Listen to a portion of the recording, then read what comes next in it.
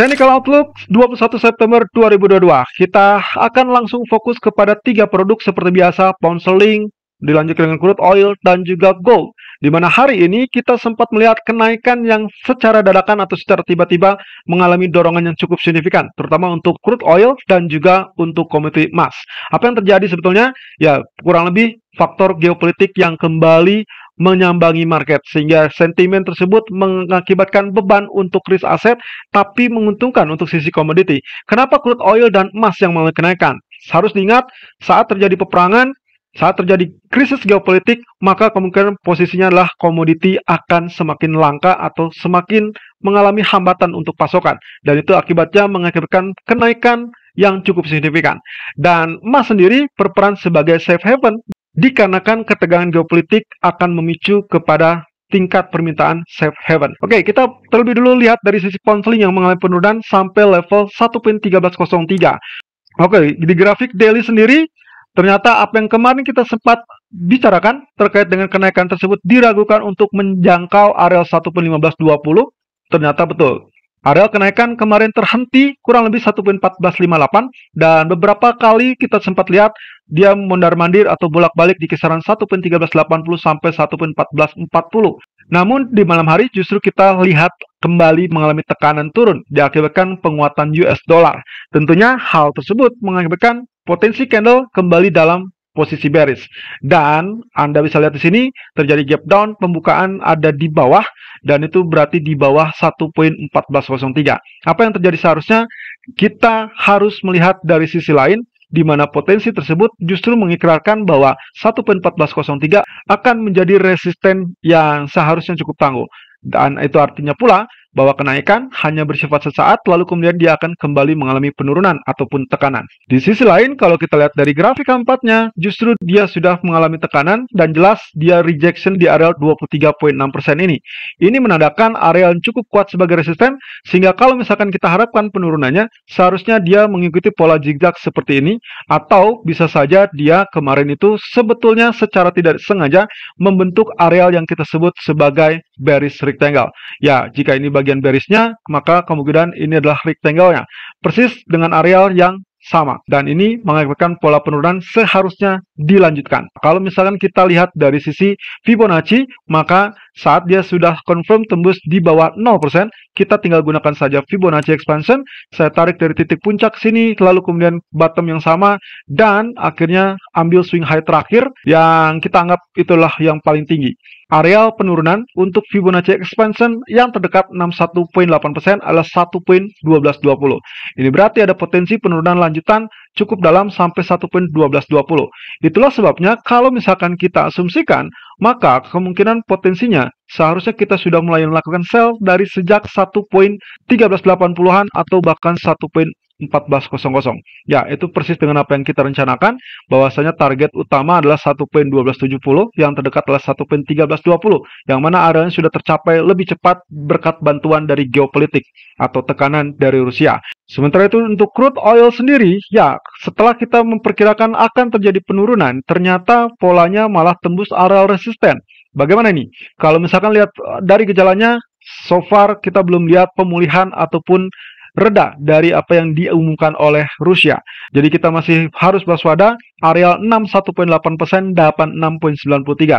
Kalau memang ternyata areal ini berhasil ditembus, maka bisa saja kita lihat areal kenaikan lanjutan yang memungkinkan untuk menyambangi kembali areal 88 atau bahkan 90-an. Namun, kalau memang ternyata efek dari Rusia ini sudah reda, artinya hanya relatif sesaat, lalu kemudian pasar akan langsung terfokus untuk nanti malam, yaitu FMC meeting.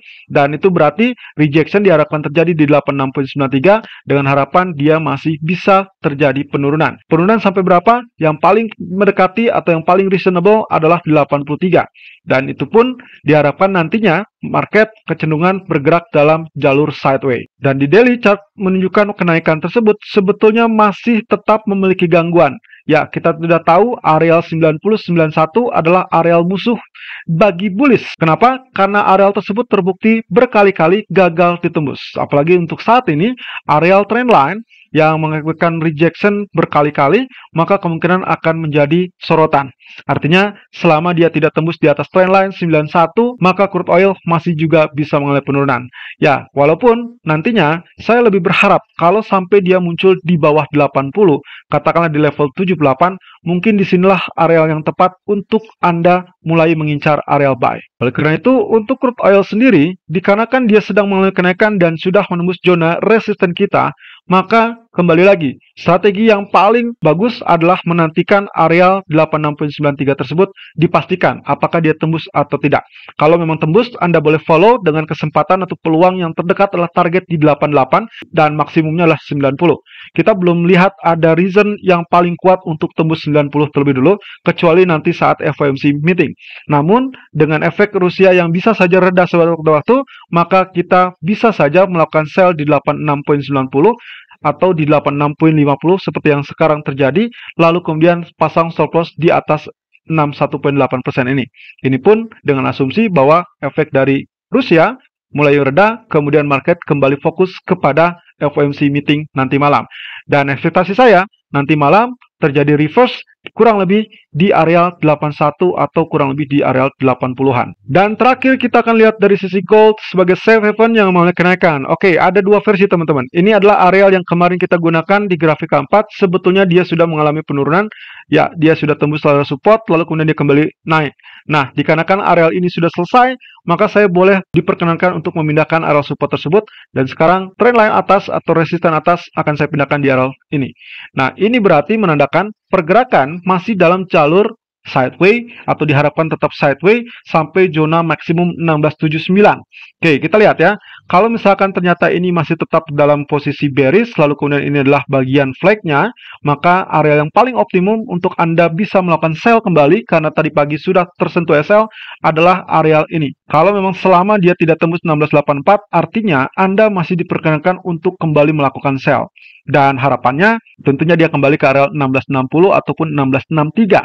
Walaupun nanti malam bisa saja kita menyambangi area 1653, tapi saya tidak yakin bahwa kita akan mendapatkan pola penurunan jauh lebih lanjut. Itu pun dengan catatan diasumsikan bahwa market sudah merespon dari apa yang sempat diperkirakan akan terjadi, yaitu terkait dengan kenaikan suku bunga 75 basis point ataupun dengan kisaran terminal rates di kisaran 4 sampai 4.25% untuk Maret 2023. Tapi kalau ada kejutan terkait dengan kenaikan suku bunga 100 basis point atau mungkin proyeksi kenaikan berikutnya bisa lebih dari 4.25%, maka ini akan semakin drop dan kita sudah lihat di live streaming kemarin kita memperkirakan ada potensi di bawah 1600. Oke, kita lihat sejenak. Mana yang bisa terjadi? Kalau misalkan dari skema ini, maka kita akan dapatkan bearish flag. Tapi kalau misalkan saya rubah alurnya, maka yang kita bisa lihat di sini adalah terkait dengan pola segitiga atau triangle. Ya, saya tarik dari areal ini, maka yang kita lihat adalah areal yang belum sama sekali mengalami penembusan. Itu berarti kita masih memiliki harapan untuk terjadi rejection di areal yang sama, areal high kemarin 1679. Dan itu berarti pula menandakan Anda masih tetap bisa melakukan sell. Namun yang kalau misalkan Anda bertanya-tanya mana yang relatif aman, maka perhatikan atau tunggu saja areal di kisaran ini.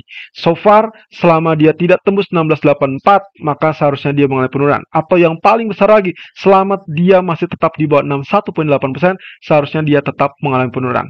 Kenapa? Karena level 61.8% akan menjadi pemicu untuk reversal bullish yang jauh lebih kuat. Dan so far, kita masih tetap harus tunggu FOMC. Saya belum lihat alasan dari Rusia tersebut apakah akan menjadikan peperangan lebih lanjut apa tidak, tapi mobilisasi tersebut akan menjadi peluang ke depannya. Tapi untuk hari ini, belum tentu akan terjadi, sehingga kemungkinan posisinya kita masih akan langsung fokus ke FOMC. So, saran saya, kalau memang ternyata spike ini sudah berhenti di area 1676, oke, kita perhatikan saja area 1679 sampai 1684. Selama kedua area resisten tersebut tidak tembus, Anda masih boleh lakukan sell setidaknya sampai mendekati pengumuman FOMC. Dan segera keluar. Lalu kemudian kalau memang ternyata di detik-detik saat pengumuman, maka perhatikan apa yang sudah kita skenariokan. Selama market sudah mengantisipasi 75 basis point ataupun kisaran terminal rate di 4-4.25%, maka itu bukan kejutan yang berarti, sehingga kemungkinan potensinya emas atau market bisa saja kembali mengalami kenaikan. dan itu yang kita harapkan.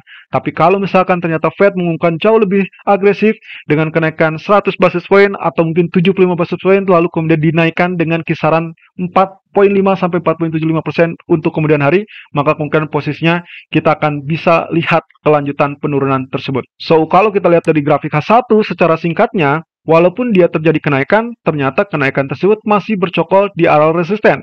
Ini mengingat areal yang sebelum kita curigai sebagai ascending triangle ternyata gagal karena dia sudah tembus. Dan penembusan ini harusnya melanjutkan penurunan, tapi seperti kita lihat dan kita harapkan memang harusnya terjadi pullback lebih dulu.